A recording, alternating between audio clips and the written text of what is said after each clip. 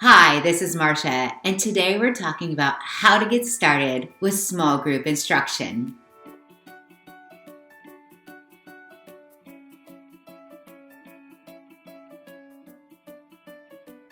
This is part of our webinar series. Each week, we're going to highlight one of the elements that we find inside of the field guide that goes along with the 12 elements of student engagement and ownership. Today, we're going to be talking about small group instruction and how to get started. So we're going to start with the why, the what it looks like, and then we're going to give you some deployment plan ideas.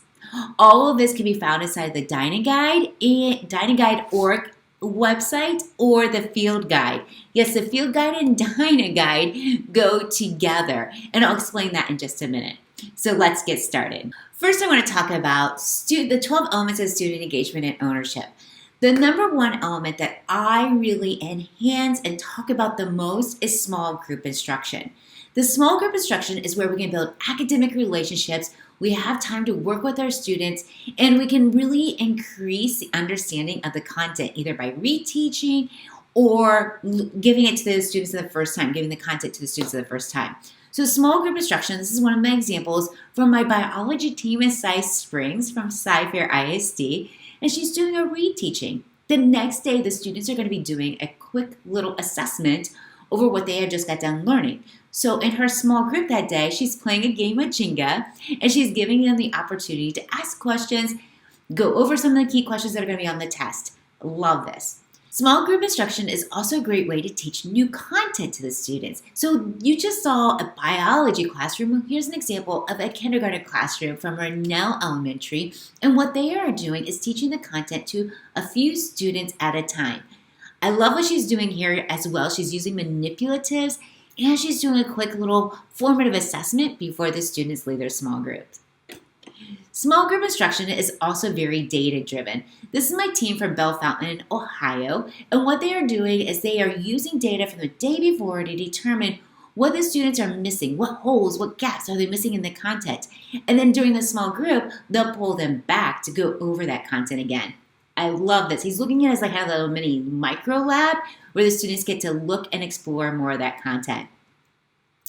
In a small group, it's also a great time to be doing data meetings. This is an example of a co-taught classroom from Bell Fountain local schools as well. And what you're going to see is there's actually 3 teachers: the classroom teacher, the in-classroom support teacher, and then the ESL teacher. All 3 of them are doing data meetings and conferencing with the students. So small group actually has that time for one-on-one as well.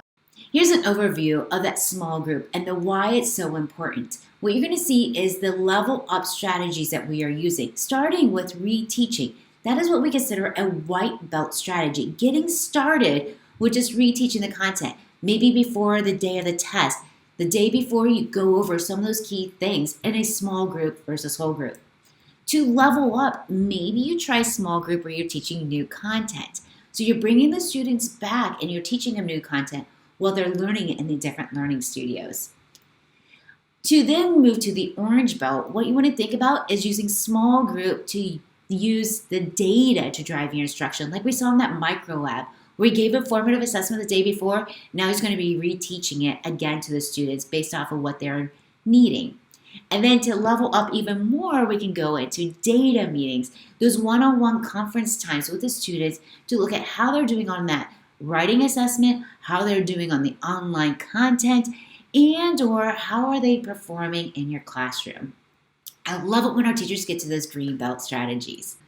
This is just a quick little overview of what small groups look like and how to level up our teachers. Again, those resources can be found in the Dining Guide, and I'm going to go over that right now with you to show you what that looks like, starting with the white belt. So now we're going to be looking at what this looks like inside of the field guide as well as Dining Guide. So today we're talking about small group instruction. So I'm going to go to one of my tabs that I know is small group instruction from one of the 12 elements. So when I open up the small group instruction and I'm working with my teachers using the field guide, I'm going to first go in and I'm going to spend time just reading the why, what is small group instruction. I'm going to be looking at the beginning phases, which is our white belt strategies. And in the book, In the field guide, it goes over what are the small group instructions strategies. It also talks about questions. Like I get so many questions, I've been keeping track of them. So here's a question. Why should classroom teachers try small group? And then I give answers as well as I even give coaching tips. So before you go in, if you're an instructional coach or an admin or a professional development provider, what you want to do is you want to read about it before you go into the meeting. If you're a classroom teacher, reading that also is just going to really help you to understand exactly what you need to do to get started. It's just the written form of this element of the field guide. Now I'm inside of the field guide. You can see that I'm in the white belt strategies right here. So in my white belt strategies, I'm going to see that there are 4 different strategies to try. One of those first strategies that it states is it says, start by conducting a small group instruction with a third of the class. Then there's a video titled Start Small inside of dynaguide.org. So you can read about it, you can watch the video, and then you can go in and you can see that content right here. So as a team, we're going to decide, and I'm talking about the team of teachers who are getting ready to implement small group instruction. As a team, we're going to decide which of these 4 strategies do we want to try first. So we'll read over them, we'll talk about it, and we'll even see some quick examples of those strategies. So for example, here's an example of a deployment plan. It talks about 10 minutes. It talks about what to do for large group instruction. If the team decides that they want to start small, then that's what we're going to do. We're going to watch a quick little video that's going to go over that. Inside of the video, it's going to talk about, all right, you're going to pull a third of the class back with you. So you are going to have 1/3 of the class in a small group. What's the other 2/3 doing? Well, that's where we talk about in the video that explains that when I'm in a small group with a third of my class is going to be doing digital content, and a third of my class is going to be doing either independent practice or this team decided to do kind of like a review game. So there's a kind of a checklist that's going to be talked about during the video. All of those resources can also be found inside of DynaGuide, which is really great. You'll have all these access to all these checklists. But the video is going to walk you through it. So if I'm going to start by conducting a small group with a third of the class, then I really need to sit down and talk about what does that structure look like. The video is going to help. Let's take a look now of what that would look like so you can take this back to your team and say, let's try this one strategy from the field guide. Okay, so the strategy suggested inside of the field guide is going to go over how to start small with 3 studios. So here are those 3 studios. My small group instruction, I'm going to meet with a third of the class. I know that's not really a small group if you have a large class like over 24 students, but hang tight with me. We're just getting started with small group. Therefore, I'm going to start small with a third of my class. They're going to be meeting with me. I love this classroom teacher from Cook Middle School. This social studies teacher is really enhancing the elements that she wants to teach with hands-on activities. She's right there with the students learning, but she's giving them time to also process. So when the students are sorting and looking at the events and kind of matching them up together, she's going to quickly walk the room to see if the other 2 studios are on task. Then come back and enhance the lesson by reteaching those concepts to the students. So, a couple key things. She's working with the students. She's letting them process the information. She's walking quickly around the room to check in on the other students, then coming back and enhancing the lesson by reteaching those concepts. When a third of the class is a small group, the other third of the class is going to be working on independent practice. This is a great opportunity to have independent reading, independent practice problems. The students could be working on some key academic language. It's just away from the teacher. So the teacher's teaching a small group. They need to try to be doing something independent or with a partner. If this scares you, just try some independent reading or some independent practice questions. Start there. Start slow and we'll build up. All right, let's keep going. So a third of the class is a small group, a third of the class is with independent practice, and a third of the class is going to be doing digital content. Take a look at how this teacher sets up her digital content. She's having the students face the wall. Why? Because then they're not worrying about what's going on in the small group, and they're not worrying about what's happening in independent practice. They are focused in on their content. So they're working on maybe an Edpuzzle video or a Nearpod or a Pear Deck. If you have ST Math, iReady, Lexia, any of those websites I just named are really good digital content elements. So the teacher's teaching in the small group, we have independent practice, and we have digital content. There is one key element that I really need to stress, is that when the teacher's teaching about, let's say, the Reconstruction era for social studies, the students are going to be reading about the Reconstruction era. And then the students are going to be watching an Edpuzzle on the Reconstruction era. So everything that they are doing is interconnected. This is really important. We don't want it to be just things for them to do, but we want them to be learning the content in small group, that same content in independent practice, and that same content in digital content. Just 3 different learning styles. Okay, we're going to stop there. Those are your 3 studios.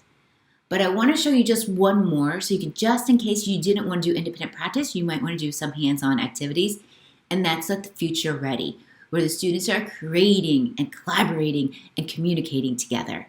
So remember, we're just starting with 3 studios, but if you want to add in that 4th, you can definitely do so. We're going to start small. That's key. Remember that mini checklist I just showed you? This is important. Small group, digital content, and they did Future Ready instead of independent practice. Completely up to you. But what's going to happen is the timer is going to go off and the students are going to rotate. The students that were in small group are now going to move to independent practice. The students who are independent practice are now going to go to digital content. Students in digital content are now going to go to Future Ready. So every 10 minutes, they're going to get up and move. And you'll hear me explain that in starting small. Having a timer and moving our students are building the foundations to successful small group instruction. 10 minutes max. Promise, that's all you need. Because they're going to hear that content from you, they're going to read about it, and they're going to watch a video about the Reconstruction era. Give small groups a try. It's a really good stepping stone to help along those ways of getting the students to become more independent. All right, let's go back to the field guide. Okay, so now we're back at the field guide. And let's say that I'm going to have my team start small with a third of the class in small group.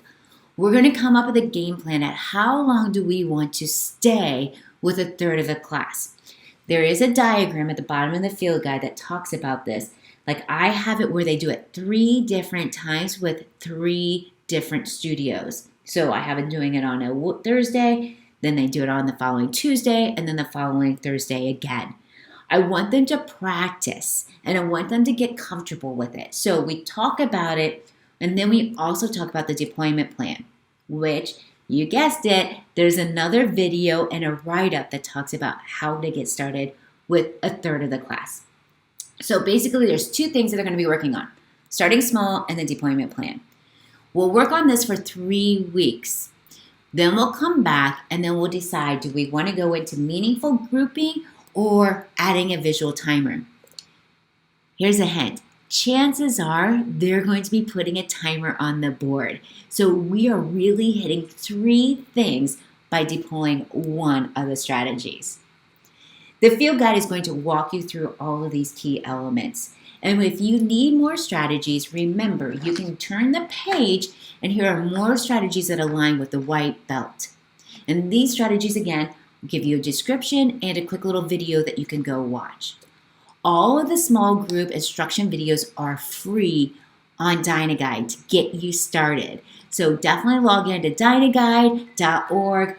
Take a look at the videos. The descriptions are all there. It is so worth your time to go and try it out. And of course, take time to buy the field guide. It is such a great investment.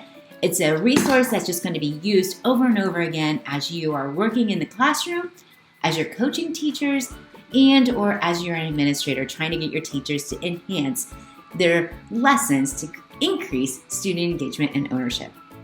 All right, I hope you like the starting points of getting started with small group. If you have any questions, feel free to reach out to me. My email is down below, and we'll see you next week where we're going to be talking about data-driven small groups.